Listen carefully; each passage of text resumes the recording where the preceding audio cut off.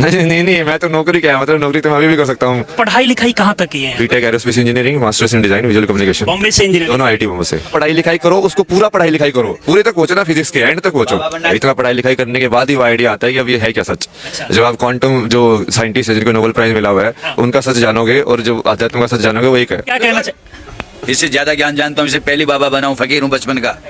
कौन पूछता है? महाकुंभ मेले में आए आईआईटीएन बाबा जो इस वक्त पूरे देश में चर्चा के विषय में बने हुए, इनका कहानी आपने सोशल मीडिया पर जरूर देखा होगा। आईआईटी बॉम्बे से इन्होंने इंजीनियरिंग किया और इसके बाद अध्यात्म की दुनिया में ये बढ़ गए आगे। ये बताइए कि आप रहने वाले कहाँ के हैं? रहता तो मैं कहीं नहीं हूँ ना, बैग में ही रहता हूँ या अपने अंदर, यही तो बताने कि पहले हरियाणा के रहने वाले। जन्म स्थान है ना वो। जन्म स्थान है। आप पढ़ाई लिखाई कहाँ तक की है यहाँ?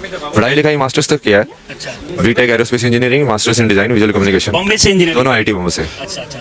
इतना पढ़ाई लिखाई करने के बाद भी आपके मन में आइडिया कहाँ से है कि मुझे साइंस को छोड़कर अध्यात्म की दुनिया में? वो सवाल उल्टा है, इतना पढ़ाई लिखाई करने के बाद ही वो आइडिया आता है कि अब ये है क्या सच। जब आप क्वांटम जो साइंटिस्ट है जिनको नोबेल प्राइज मिला हुआ है उनका सच जानोगे और जो अध्यात्म का सच जानोगे वो एक है।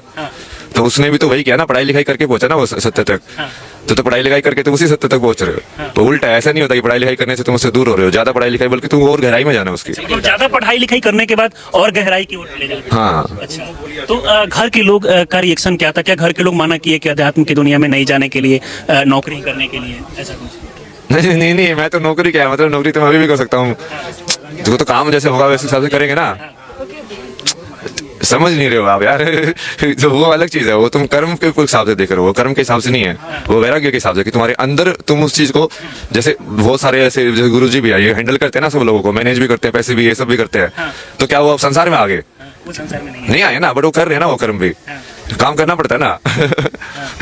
तो मतलब आप खुद के स्वेच्छा से ही मतलब अध्यात्म की दुनिया में है? हाँ, मेरे को तो इसमें मतलब वो वही है, उसको खींच रहे वो चीज।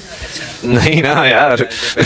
आजकल की युवा देखा जा रहा है कि वो, उनको लगता है कि बस पढ़ाई लिखाई करे, नौकरी करे, लेकिन अध्यात्म की तरफ ध्यान नहीं जाता। उनको क्या? तो इसका जवाब तो पहले ही दे दिया ना, पढ़ाई लिखाई करो, उसको पूरा पढ़ाई लिखाई करो, पूरे तक पहुंचो ना, फिजिक्स के एंड तक पहुंचो। बाबा बनने की बात नहीं है।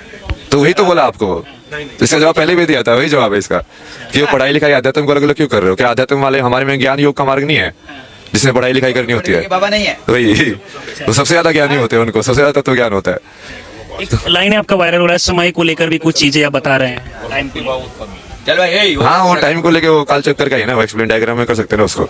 जैसे एक स्क्वायर को ही तुम रिपीट करके, एक ट्रायंगल को रिपीट करके तुम फिर से ट्रायंगल नहीं बना सकते हो। चक्कर हमसे मानी जो मन दीजिए मेरा शिष्य। इससे गुरु जी आप क्या कहना इससे ज्यादा ज्ञान जानता हूँ, इससे पहली बाबा बना हूँ, फकीर हूँ बचपन का। कौन पूछता है? तुमको तो एक बात मानी पकड़नी, बस फ्लट। आध्यात्मिक क्षेत्र बेटा ज्ञान होता है, परमात्मा आत्मा परमात्मा होता है। जीवन मानो बड़े भाग्य मानो स्तन पावा, सूर दुर्लभ सारे के सारे गर्दन गावा।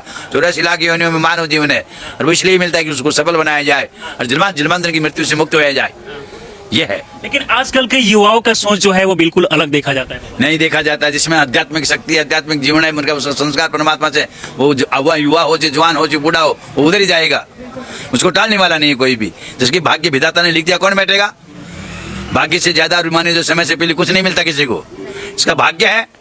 हाँ, जन्म जन्मांतर का संस्कार है इसका, एक जन्म का संस्कार है।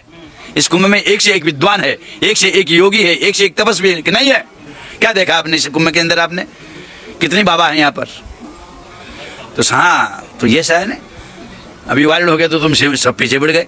कौन बाबा नहीं है? मतलब और भी बाबा है, उनको नहीं दिखा है। आप ये भी बता रहे हैं कि आपके सपने में महादेव जी कितने बाबा है? नहीं नहीं, वो तो हमेशा ही रहता है। बोलो क्या बोलते हैं? बहुत बाबा। जो चीज बोलनी होती है वही बोलते हैं।